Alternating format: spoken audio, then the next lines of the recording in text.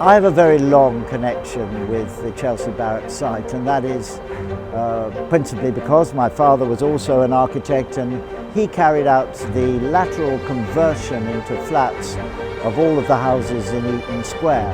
And so it has a long sort of place in my history. I didn't particularly love it in those days, but I knew it and understood it.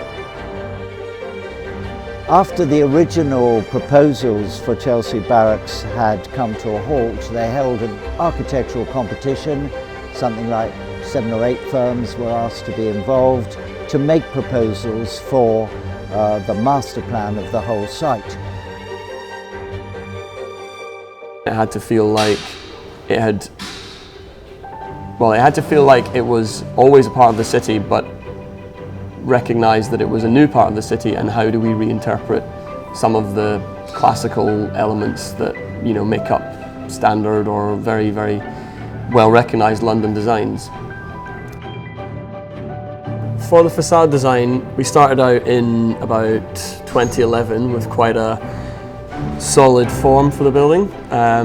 It was mostly driven by the idea of a mass with punched windows, punched holes, and it gave us quite a flat elevation. Then through design development with the client, we wanted to go for something that gave you a lot more depth and richness, something that referenced the nearby conservation area of Belgravia. When you compare with the journey that you might have had on Chelsea Bridge Road, which is, as I say, quite hardcore, quite hectic, to move into Bourne Walk, you've actually moved into a sort of woodland glade. You see the dappled light on the buildings. It's a very magical experience. It's a very engaging, natural journey through the city, as opposed to only a few yards away, just a simple hardcore pavement. In certain locations, we were able to agree with the council to sort of punch openings through the railings, which allows us to create these routes and avenues through the site.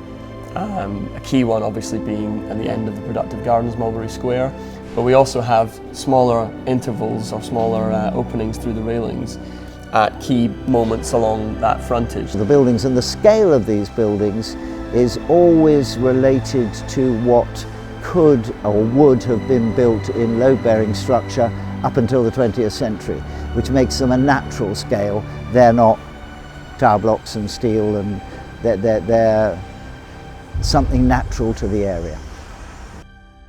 Which is trying to create a new neighbourhood in London that's reminiscent of everything that we love about London, but is striking out for something new and trying to perhaps reframe and reconsider what it means to be, or what it means to build a development this scale in London.